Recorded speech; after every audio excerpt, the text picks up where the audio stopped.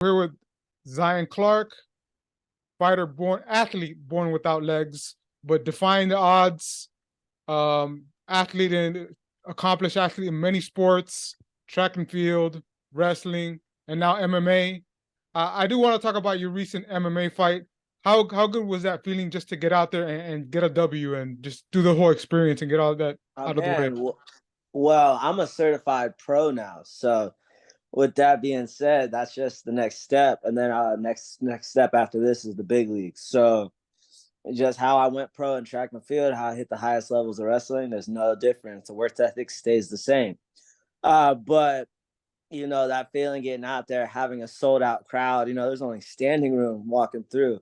Over 1,000 people came to watch me compete live, man. And on top of that, even more on pay-per-view. And it was just an electric feeling being the main event. I kicked off I kicked off the main event, and winning unanimous decision, dominant performance every round. My coach was even saying you fell behind in the second round, and then I came back by landing some good shots, landing at least 3 different takedowns. Eugene Murray was definitely, you could tell he was definitely scared to get into the grappling situation with me because my grappling is second to none. My teammates are some of the world's top grapplers, top fighters. And even they don't even like grappling with me. And, I love my teammates. I love AJ. I love Slice. I love Joey. I love my coach, Tone. I love my coach, YL. I love everybody on my team that have really like pushed me to this moment in life. And it was just an electric performance. My mom and my sister were there. They're the loudest people in the crowd. Like, damn, it gave me that feeling, that rush that I get when I'm competing. And so there's not many words to say other than it was electric. So it was a long time coming, right? Because you're training with Antonio McKee, Team Body Shop. He wouldn't let you fight for a long time, right? Yeah. And what was it that convinced him that you could fight? How long was it that it took you to get him to convince you to convince him to let you fight? Just about 5 years. And what was it that convinced him finally to let you fight? Me personally, and from the conversations that me and Coach Tone had, I would say that it was more of I felt more calm on the mat, just in high stress situations. Instead of freaking out and throwing wild punches or freaking out and trying to hit wild moves, I would take a deep breath and I'd calm down, and like the rate of being submitted went down considerably low, and then my submissions myself went up, and then my striking went up. I'm landing shots, I'm landing takedowns against my teammates. Coach Tone was ramping up the level that he was using on me, and I was faring very well. And I think that's what did it. Just one day, like I'm like a broken record. Every day, like every year, coach, when can I fight? Coach, when can I fight? No, you're not ready. No, you're not ready. And it's like there's a little bit of irritation with that, but he is one of the greatest. He is one of the greatest coaches out of all the leagues that have coached a lot of guys in the UFC, a lot of guys in Bellator, a lot of guys in won championships to their titles. Even with guys like Rampage Jackson, Chuck Liddell, Tyron Woodley, Chris Cyborg, and many others. And so if he says you ain't ready, you ain't ready. He's the boss. So with that being said, when he was like, yeah, I think I'll get you a fight. Oh man, you should have seen my face that day. Like it was definitely it was a moment. I had a moment with myself. Like I started punching the ground, started punching the bags as hard as I could. I started screaming like to myself, like barbaric type scream. Like I was excited. How has it been working with Team Body Shop and working with Antonio McKee and other MMA fighters like AJ McKee, Kimbo Slice Jr.? How did that get you prepared for your fight? Those guys are some of the best in the world, hands down. You look their name up, they're ranked in top 3, top 2, or AJ was for a while number 1, now he's number 2, and he's going back to being number 1 here soon. Not even number 1, AJ's like number 1, but he's going back to being the champ. So like having guys like that, that's what made the difference. You know, if I went to a team that wasn't as successful as Team Body Shop and just joined their team instead, my skill wouldn't be where it's at. I credit all my skill to God. I credit the drive that was instilled in me to my family, and I credit the work ethic to Team Body Shop. All right. So is this something that you want to make a career? Is this something you want to keep going forward? And this is MMA is your career now? Yeah, absolutely. Don't get me wrong. I have my hands in like 8 different cookie jars. You know, because fighting don't last forever. But I still have a good 10 years in me to make my stamp in the MMA world, make my stamp in the martial arts world, which I've already been doing, but now we're taking it to new heights.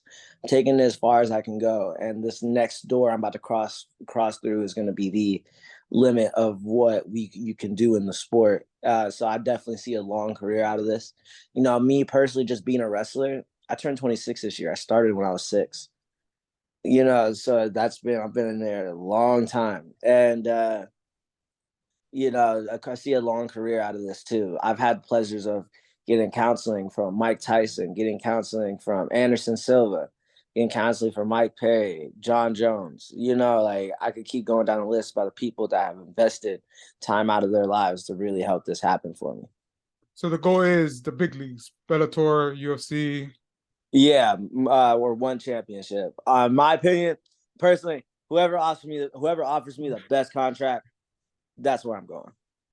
Before this fight, there were questions if this should happen, if you know, should you be allowed to fight? But now that you won this fight and a unanimous decision, and if you keep winning, do you think that these organizations can't ignore you? Oh yeah, no, that's the whole point. Even if somebody says no, make it till they can't say no. Don't give them the power. Make sure the power is all in your court. All right. You know, Conor McGregor even tweeted you out. How is that? How does that? What was you your know. reaction to Connor that? even said he said that Connor even stated, just to put it in short, that I'm extremely dangerous. That trying to connect with me is going to be very difficult, and if you aren't prepared, I will kick your ass. So just to put it simply. So what fighters were you influenced by when you were looking at MMA, watching MMA? What fighters did you really like watching when you were growing up? Man, I watched Jon Jones win his first UFC title when he was 18 years old. You know, that's what really sparked it for me. And not to play, like, not to say, but not, yeah, no, I am going to say it. You know, I'm a black man, man. And you look at martial arts, we did not have a big presence going, like, whether it was wrestling, whether it was any type of martial arts. So seeing somebody like Jon Jones stand at the top of the world, seeing somebody in wrestling like Jordan Burroughs stand at the top of the world, be number one, be number one. Me being in a very low income area and being not having nothing, it really woke something up in me. And on top of that, I was a wrestler, man. Martial arts is in my blood. So making that transition just was a no-brainer to me. So how excited are you to watch Jon Jones come back now that he's announced that he's going to fight in March 4th? Oh man, I'm ready for it. I'm ready for it. Me personally, I wish Ngannou wouldn't have left the UFC because I would have loved to see that fight. But I'm not going to speak on it because I don't want to tarnish any type of rep I have with the UFC. But there's reasons why Ngannou left, and I would say I'm a supporter. All right, so you don't just do martial arts. You do track and field. You do wrestling. You have some big plans for 2024, right? For the Olympics. Yeah, absolutely. I plan on making a statement here in the next year. This year, going into next year. Really, I've been hitting the track. I've been hitting the mats. You know, Coach Tone, he was an Olympic level wrestler too. So when it comes to wrestling training, I have what I need. All right, Track and so field training, I have what I need. so you do all these things. You're accomplished in everything. It seems like you're successful in everything. There's nothing that's holding you back from anything, and that seems like an inspiration to people who watch you. It seems like the sky's the limit for you, and people are inspired by that. Does that drive you that you inspire so many people to? Yes and no. I'm gonna be real transparent on this one. Um, I love that I inspire people, but at the same time, this is what I've been doing before anybody even knew what my name was. So to me, it's just another thing that I'm doing where it's more about accomplishing things for myself proving to myself that I can achieve greatness in my own way, in my own right, on my own terms. And along the way, I have, as you've seen, I have built a massive fan base where people, not just fans, but people that are inspired, people that by seeing what I'm doing, that they're motivated to go up and change their own lives. And it's been an amazing journey so far just to see that. But at the same time, I'm a 25-year-old man and I am living my life and I am working my butt off to achieve these goals that I want. Whether you're inspired by me or not, I'm still going to be working just as hard. Perfect. You do have a book coming out this April. Can you talk to me about your book and what's it about? Yeah. It's called "Work with What You Got" through Candlewick Press. Me and my writer James Hurst, we spent the last 2 years or so working on this. It's a memoir about my life. The Netflix thing only had 12 minutes, but at the same with this book, I'm getting down to the nitty and gritty. It took me a lot of work to be comfortable with saying some of the things that I experienced by bringing Jim to all the people that have been influential throughout my life. And also, like, it's something that I'm really excited for because I get to expose the foster care system for what it really is. And at the same time, I will be inspiring people to help us lead the new generation into the future. All right. So you already got your first MMA fight down. When can we expect you to come back and see you back in the cage? Yeah, well, whenever my next contract pop up, I've been hit for a few opportunities already. So just whenever I see that piece of paper and I got a pen, it's go time again. When can you go? As soon as possible, or you good to go tomorrow? As soon as possible. Honestly, I want to make sure I'm completely healed up and make sure that I'm completely prepared, just like I was for this last fight.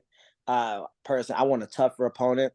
I want somebody that's not afraid of my grappling game. I want somebody to really get in there with me. So with that being said, I hope a lot of people hear me say that, and I hope a lot of people watch this to hear me say that. Because personally, I like a challenge. I want somebody that people will question whether I can beat them or not.